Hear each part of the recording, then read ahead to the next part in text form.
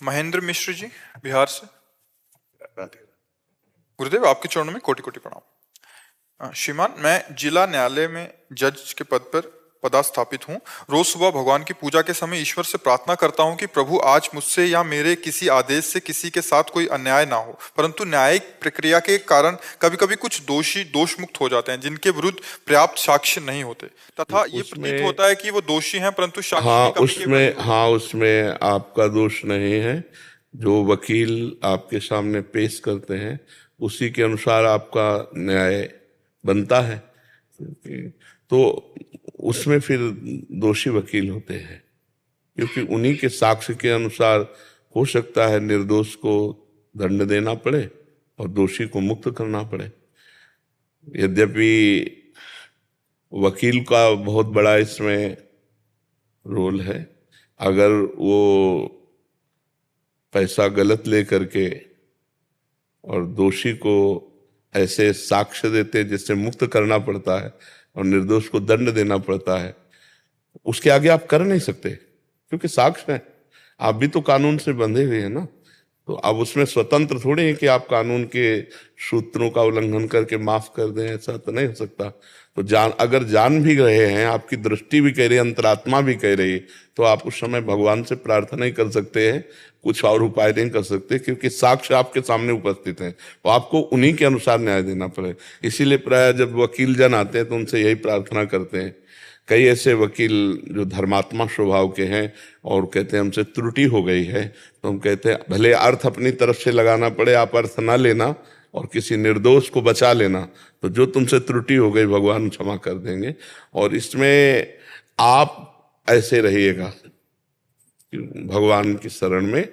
जब न्यायाधीश के पद पर वहां बैठे तो पहले भगवान को प्रणाम करें कि हे भगवान, सच्चे न्यायाधीश तो आप ही हो, जो आप सब कुछ जानते हो। आप हमें वही प्रेरित करना जिससे हमारे द्वारा कोई अपराध न बने, किसी को कष्ट न पहुंचे।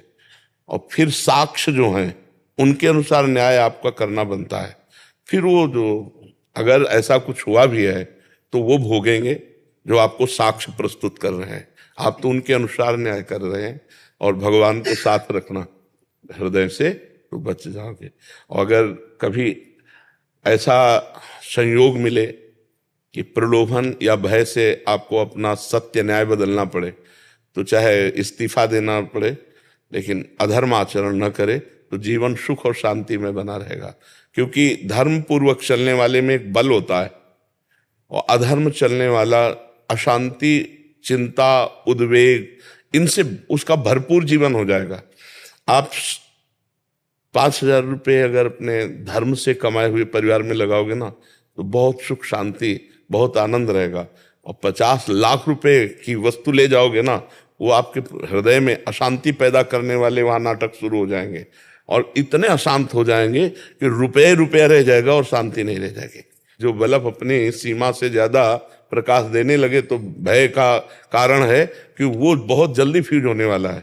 तो ये जो लोग अधर्माचरण से बढ़ते हैं ना, तो ये ऐसा समझ लो कि उनकी अंतिम इच्छा पूर्ति हो रही, अब वो जा रहे हैं पतन की तरफ जा रहे हैं। और धर्म पूर्वक चलोगे, भला माना आपकी साइकिल से चलोगे, 4 लोग आपका उपहास करेंगे, लेकिन आप अंदर से बहुत मजबूत और शांत, और आपका परिवार बहुत अच्छा होगा। और जो अधर्माचरण है वो ठीक नहीं है। तो कभी भी भय और प्रलोभन में, दबाव में ना आए, ना रुपये के दबाव में, ना किसी के भय के दबाव में। तो भगवान आपके साथ है, और निर्णायक सच्चे तो भगवान ही है, और जिसके साथ में भगवान, उसका बाल बांका भी कोई नहीं कर सकता। हाँ बिल्कुल, हमारा कर्म ही हमको दुख दे सकता है, दूसरा कोई पैदा नहीं हुआ कि हमें दुख दे सके। हमारा कर्म ही। भीष्म जी बाल ब्रह्मचारी महात्मा, लेकिन कोई पीछे का कर्म बिगड़ा तो 6 महीना बाण की सैया पर रहे ना। कर्म भोगना ही पड़ता, अवश्य में भोक्तव्यम कृतम कर्म शुभाशुभम। डरता रहे कि कोई अशुभ कर्म ना बने, पाप कर्म ना बने जो हमको आगे दंड दे।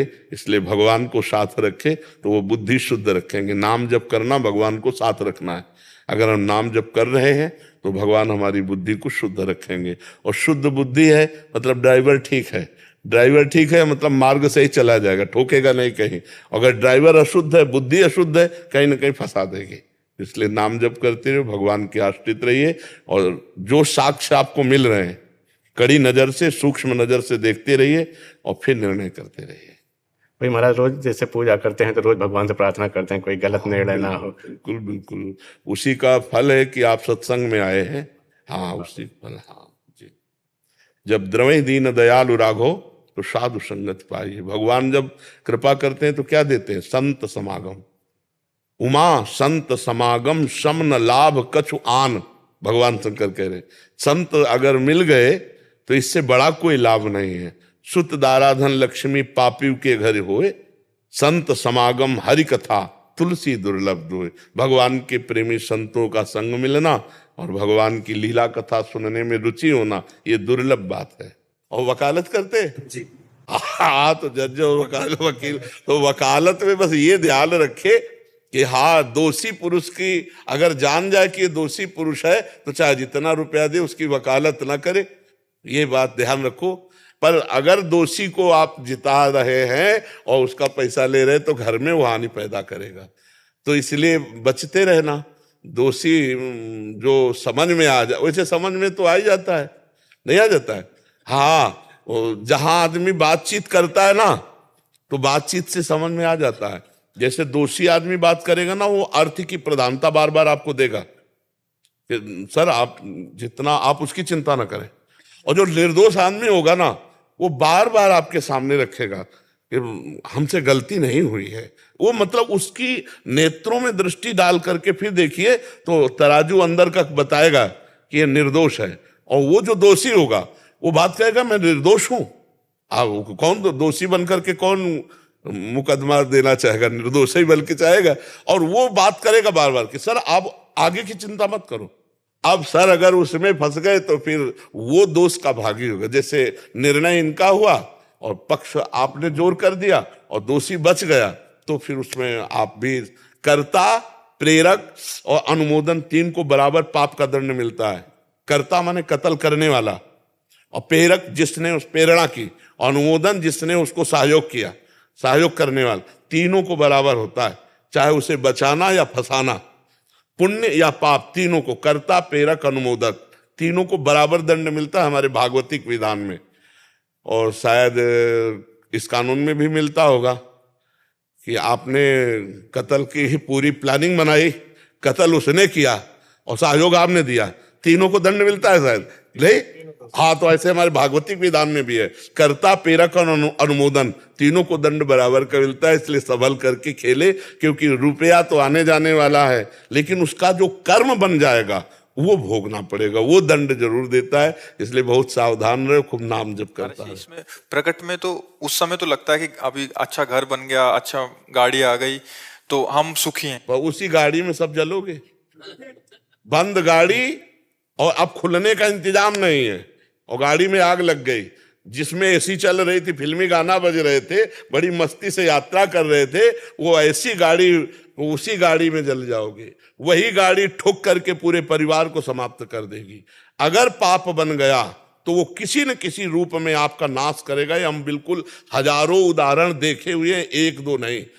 10-5 वर्ष आप बढ़ोगे, जब तक आपका पुण्य काम कर रहा है तो आप फटाफट उन्नति में चलते जाओगे। मकान बन गया, गाड़ी आ गई, ये आ गया, वो व्यवस्था हो गई, और आपको लगता है गलत करते रहे, मौज में हैं, क्या फर्क पड़ता है? लेकिन वो तुम्हारे पुण्य थे जो तुम्हें मौज दे रहे थे। अब का वर्तमान की फसल और पूर्व का पाप, जहां कनेक्शन मिला, ऐसा ब्लास्ट होगा। जैसे मंदोदरी कह रही है कि महाराज जब तुम चलते थे तो पृथ्वी डगमगाती थी, और आज बंदर तुम्हारी खोपड़ी में लात मार रहे, राल को कुल रोवन हारा और राम विमुख हस हाल तुम्हारा। तो अधर्माचरण परिणाम में विनाश को प्राप्त होता है। जैसे दुर्योधन की झूम रही थी, महाराज धर्म से चल रहे थे तो 12 वर्ष का वनवास और 1 वर्ष का अज्ञातवास, लेकिन सिंहासन पर कौन बैठा? महाराज युधिष्ठिर, और उनके पूरे परिवार का नाश हो गया। धर्म दीपक की तरह जलेगा लेकिन लंबे समय तक, अधर्म हाइलोजन की तरफ लेकिन फ्यूज। वो कुल में कोई दीपक जलाने वाला नहीं रह गया। रावण के रहा न को कुल रोवन हारा। इसलिए अधर्माचरण से बचे। अधर्माचरण हमारा शास्त्र कहता है, यदि तग्रे विस्मयु परिणामे अमृतोपम, जिसकी शुरुआत विष जैसी हो वो धर्म, परिणाम उसका अमृत होगा। और यदि तग्रे अमृतोपमम, अमृतोपमम, तो परिणामे विस्मयु, उसका परिणाम विष होगा।